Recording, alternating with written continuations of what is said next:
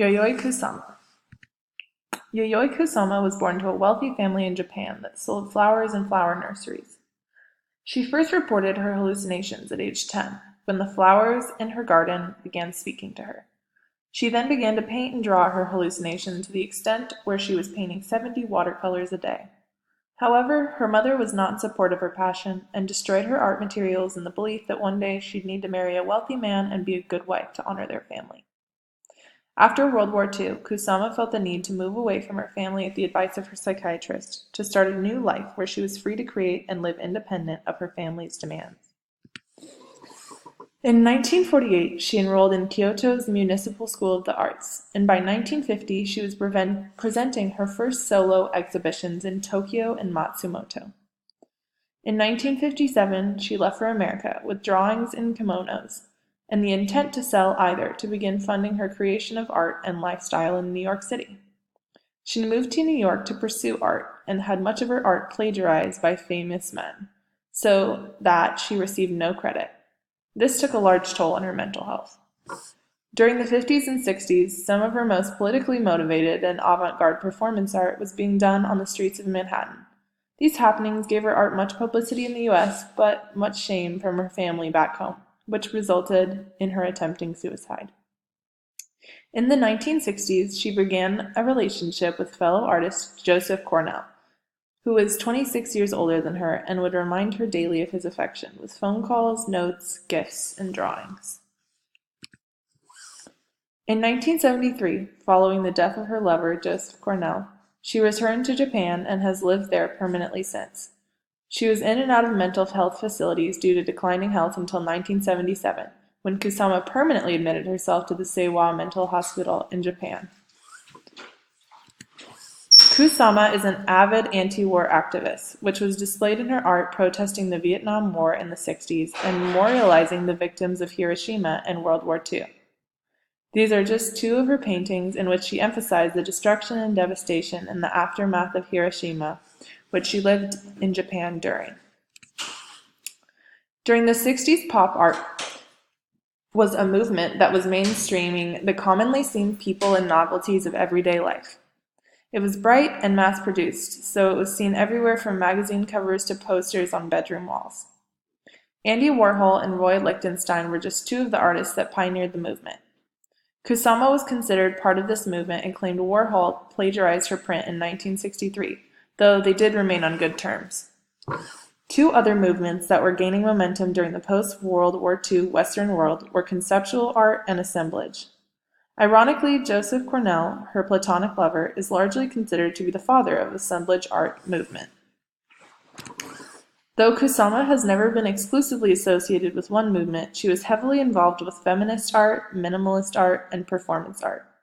Many of the sculptures she created, such as Assemblage No. 1, was of phalluses. This was, according to her, a way to get over her fear of physical intimacy and represent her fascination and apathy toward male anatomy. For this, she considers herself asexual. In the same way that she is not associated with exclusively one art movement, she has been known to express many art theories within each work. Some of her most common art theories are surrealism in her sculptures and expressionism in her paintings, specifically in her infinity nets. Her sculptures represent her subconscious fears of male genitalia and sexuality. Her paintings consistently represent her inner state, most famously her hallucinations. Some of Kusama's earliest works represented her consistent use of the polka dot and pointillism. Her earliest works were in 1939 at the age of 10. She would draw flowers and self-portraits, two subjects which she would continue painting and sculpting late into her life. Her next medium was watercolor paints, and she used them to paint many of the works she brought with her to sell when she moved to New York. After this, she began using varied mediums, such as acrylic, pastels, and aqueous tempera. She used this combination to create one of her earliest works called The Woman in 1953. She began creating her famous infinity nets in New York, including her number F of 1959, all of which played with infinite repetition and infinite space. These works are her form of therapy from the hallucinations she suffered from since she was a child. Kusama states, "One day I was looking at the red flower patterns of the tablecloth on a table, and when I looked up I saw the same pattern covering the ceiling, the windows, and the walls, and finally all over the room, my body and the universe." She recalled, "I have felt as if I've begun to self-obliterate, to revolve in the infinity of endless time and the absoluteness of space." In the early 1960s, Kusama practiced a form of surrealism and participated in the feminist art movement, with her sculptures of phalluses that covered every inch of everyday furniture and interior design pieces. The way she portrayed these phallus shapes represented an obsession in which she magnified by posing naked and having performance art happenings with them and within them. Kusama is also famous for her happenings that primarily took place in the 1960s and were used for self-expression and political activism. Her two happenings, An Atomic Explosion on Wall Street in 1968 and Grand Orgy to Awaken the Dead in 1969, were done in direct opposition to the Vietnam War. In them, naked performers handed out anti-capitalist propaganda in front of the New York Stock Exchange and crossed the Brooklyn Bridge. What inspired me to choose Yayoi Kusama for this assignment was the fact that I have actually gotten a chance to experience her infinity room in Copenhagen's Louisiana Modern Art Museum. She began creating these immersive art rooms earlier in her career. However, the rise of social media appealing art made them more popular in the last 2 decades. She uses neon bulbs to light up her installations of spotted pumpkins and glass bulbs over water to create a surreal experience for the viewer, an experience one might only receive if they were hallucinating. The main elements and principles of design Kusama is known for using in her works are repetition that provides a sense of unity and balance, pattern, and color. She uses all of these consistently in her works to create the surreal and hypnotic purpose behind her work, which has captivated people for decades. In her sculptures, she plays with biomorphic shapes, texture, color or lack thereof, light and closed form.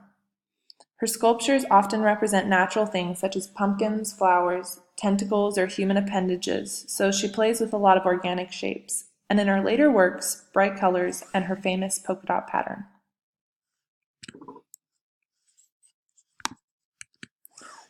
Yayoi Kusama's art has employed different functions over the decades in each of her pieces.